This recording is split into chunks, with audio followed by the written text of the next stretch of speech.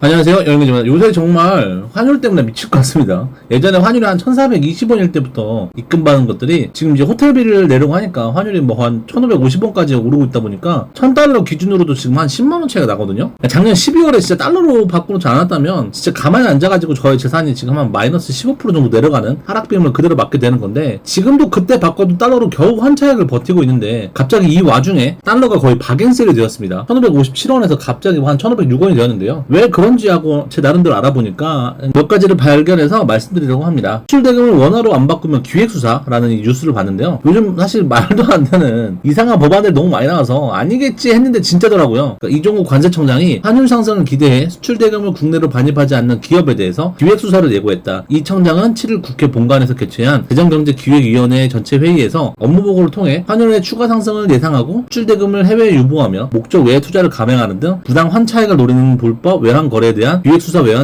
기획수사로 외환시장의 안정을 뒷받침하겠다라고 발표했는데, 사기업이 정당하게 보유한 달러를 무슨 권리로 처분을 하는 건지, 이건 기업의 자유를 통제를 하는 건데. 그리고 이 건과 지금 SK하이닉스가 미국 TSMC처럼 ADR 공모한 게 흥행이 되었죠. 국가 기준으로 대략 한 43조 원 사이라는데 숫자가 너무 크다 보니까 사실 체감이 잘 안 되는데, 대략 서울 아파트를 평균 10억 원이라고 가정한다면 38조 원이면 거의 한 3만 8천 채를 할 수 있는 금액이고, 연봉이 5천만 원인 사람이 한 푼도 쓰지 않고 모은다면 한 76만 년이 걸리고, 대한민국의 한 1년 예산이 한 700조 원 규모 정도인데 국가 예산이 한 5, 6조 정도 되는 큰 금액입니다. 서울 아파트 4만 채를 살 수 있는 돈을 달러로 SK하이닉스가 한 번에 조달한 거죠. 그리고 여기에 하이닉스가 하루에 10억 달러씩 한 달 동안 약 30억 달러를 환전한다고 하는데, 큰 틀로 보면 이 두 가지의 이슈로 지금의 환율이 내려가는 게 아닌가 싶습니다. 그러니까 하지만 환율이 내려가면 내려갈수록 어떤 원화에 대한 정부의 스탠스가 믿음이 없어서 해외 환치기 세력이나 어떤 뭐 개인들도 다시 달러를 구매할 것 같거든요. 뭐 미국 주식을 사든 채권을 사든 달러로 환전을 하든 어떠한 방식으로든 다시 달러가 부족해지는 사태가 분명히 올 것 같습니다. 하지만 제가 걱정하는 건, 여전히 이전 영상에서 여러 번 매번 수없이 이야기를 했지만 근본적인 문제가 사실 해결되지 않았기 때문에 이 또한 사실 일시적인 방편에 불과하다고 생각을 하는데요. 문재인 정부 때도 돈을 많이 풀었지만 그래도 뭐 그때는 코로나가 있었으니까 상황이 뭐 그렇다 치더라도, 지금은 문정부 때 돈을 풀었던 속도보다 지금이 더 빠른 것 같아가지고,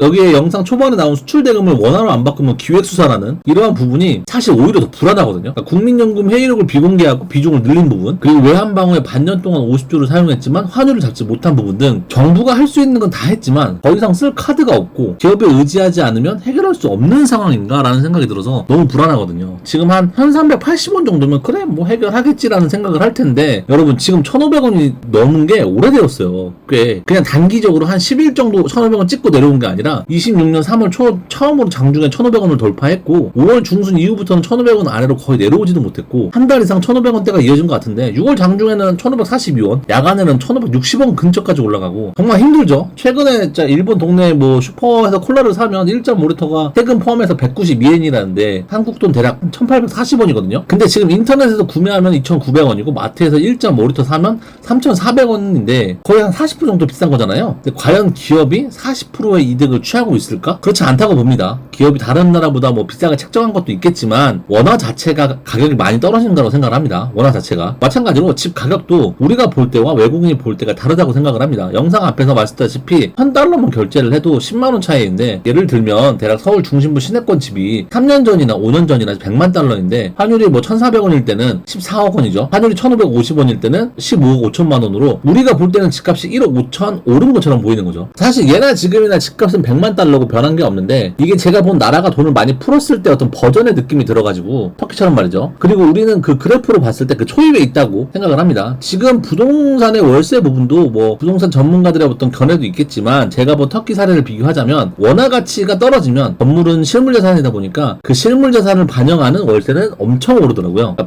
배당 수익률을 생각하면 좀 더 이해가 빠르지 않을까 생각을 합니다. 물론 이 모든 게 사실 뭐 제 개인적인 생각입니다. 뭐 환율이 내일 오를지 뭐 내일지는 누구도 알 수 없겠지만, 일단 현 시점 여전히 돈이 너무 많이 풀린 상태이고, 아직도 미국과의 금리가 1.25% 차이가 발생나고, 금리를 뭐 픽스텝을 2번을 해도 여전히 미국 금리보다 낮기 때문에 지금의 환율 추세는 잠시이고 결국 다시 원상복귀 될 거라고 생각을 합니다. 국민연금으로 국내 주식 어떤 비중을 늘렸을 때처럼 임시적인 방편이 되지 않을까. 그럼에도 한 가지는 분명하다고 생각을 합니다. 지금의 원화 가치가 흔들리는 시기에는 얼마를 버느냐보다 어떤 자산으로 가지고 있느냐가 훨씬 더 중요하지 않나 싶거든요. 저는 그래서 예전처럼 원화만 가지고 있기보다는 달러나 뭐 미국 주식, 미국 채권, 그리고 부동산처럼 자산 자산을 좀 여러 곳에 나누어두는 것이 가장 현실적인 대응이라고 생각을 합니다. 뭐 환율은 언젠가는 내려올 수도 있겠죠. 하지만 근본적인 문제가 해결되지 않는다면 다시 비슷한 상황이 반복된다고 봅니다. 저는 앞으로도 환율 숫자 하나에 뭐 일희일비하기보다는 장기적으로 내 자산의 구매력을 어떻게 지킬 것인가가 더 중요하다고 생각을 하거든요. 여러분들은 어떻게 생각을 하시나요? 댓글로 여러분들의 의견도 남겨주시고 영상이 도움이 되셨다면 구독과 좋아요 부탁드리겠습니다. 감사합니다.